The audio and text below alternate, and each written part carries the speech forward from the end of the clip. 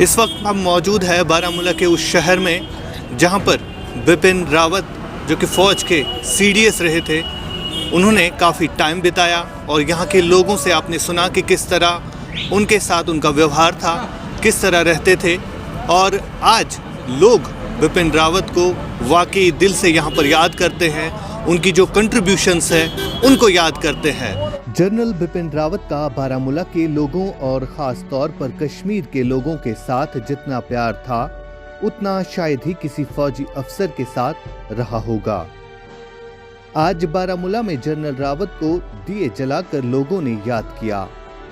लोगों ने जनरल के साथ बिताए पलों के बारे में मीडिया से बात करते हुए कहा कि जनरल रावत की कश्मीर के लिए मोहब्बत हमें ताउम्र याद रहेगी। बिस्मिल्लाहिर्रहमानिर्रहीम। चूँकि बिपिन रावत साहब को मैं 2007 से जानता हूँ, जब वो कमांडर थे वहाँ 5 सेक्टर RR में।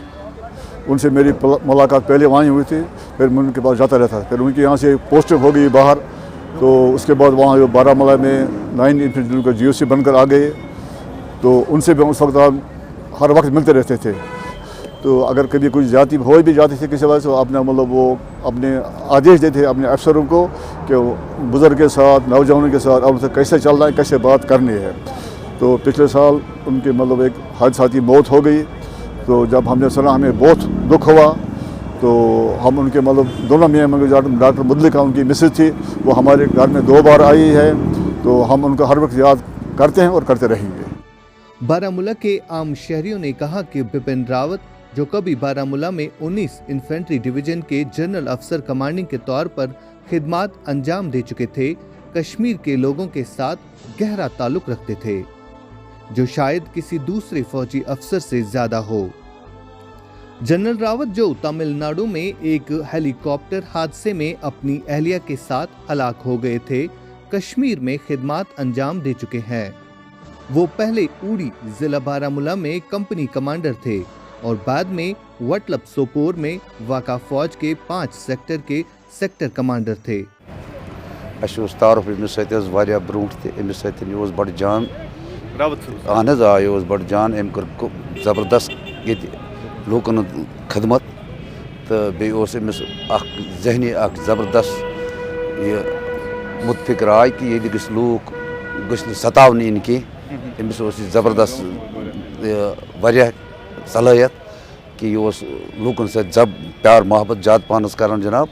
तो अम मूजूब वनस अम सद याद खतर आमुत योर कि विज विज याद करान कि वारिया ये निमन, चाहे नौजवान बुजुर्ग फौज वन अमिस सत्य ज्यादती कर असल पे पेश यून, असल पे वतुन बेहन अमन सत्य।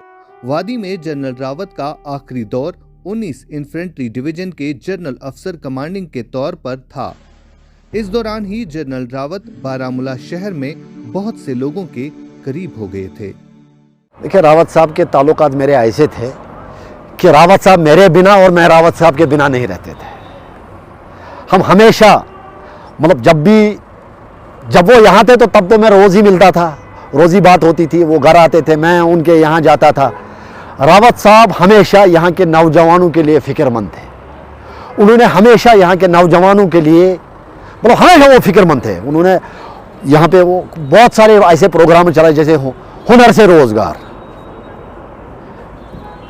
उन्होंने एक और यहाँ पे जो टूर्नामेंट्स करवाए, वो हमेशा यहाँ के नौजवानों के लिए फ़िक्रमंद थे। वो चाहते थे कि यहाँ के नौजवान सही रास्ते पे चले। देखिए, यहाँ पे हालात तो आपको पता है क्या थे, बहुत ख़राब थे। तो यहाँ पे वतरगाम में जो कैंप था, वहाँ जो मेन रोड था उस पर गेट पे ताला लगता था, ना किसी को आने की इजाज़त होती थी ना किसी को जाने, क्योंकि हालात ही ख़राब थे।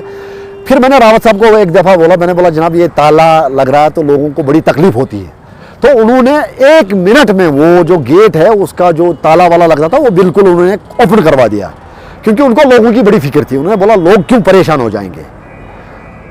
तो उस दिन से आज तक वो बिल्कुल स्मूथली वहाँ से ट्रैफिक चल रहा है, कोई पाबंदी नहीं। आप रात के 2 बजे जाओ, 4 बजे जाओ, जब मर्जी आप तब जाओ। तो ये रावत साहब का विजन था। एक दफ़ा हम कैटसन यहाँ से पैदल गए। कैटसन में जब उन्होंने वहाँ पे एक वो वोकेशनल ट्रेनिंग सेंटर डाला और वहाँ पे कुछ 1-2 टीवी रखे, उस वक्त तो वहाँ के लोग बड़े खुश हुए, उन्होंने पहली बार टीवी देखा। तो जनरल साहब एक विजनरी जर्नल थे, उस जैसा जर्नल बहुत कम पैदा होते हैं। जो आपको पता आज जो बैक टू विलेज चल रहा है या माई टाउन माई प्राइड, ये उन्होंने 2005 में स्टार्ट किया। तो वो क्या करते थे उस टाइम वो देखते थे इलाके में, वो एक मतलब हफ्ते में एक रिव्यू लेते थे, सब डिस्ट्रिक्ट अफसरों को लेके साथ लेके जाते थे, वो मीटिंग करते थे, फिर उसका रिव्यू करते थे कि ये काम हुआ कि नहीं। सरकार तो आज कर रही है, वो इतना विजनरी लीडर, विजनरी जर्नल थे। आप इस बात से खुद ही अंदाजा, जो उन्होंने 2005 में स्टार्ट किया, अब सरकार अब कर रही है। अभी स्टेडियम आप देखिए, शौकत अली स्टेडियम आप देखिए जनाब, वो दूसरा वो अपना हदीपोरा वाला स्टेडियम, ये जालम स्टेडियम, इंडोर स्टेडियम, इसके लिए उन्होंने पैसा दिया। सबसे बड़ी बात, जो पार जो हॉस्पिटल है, वो जो अवकाफ ने बनाया था, वो जब उसके पास फंडिंग नहीं थी तो मैं गया, मैंने बोला सर इसके पास फंडिंग नहीं है इनके पास, तो उन्होंने कंप्लीट करके दे दिया।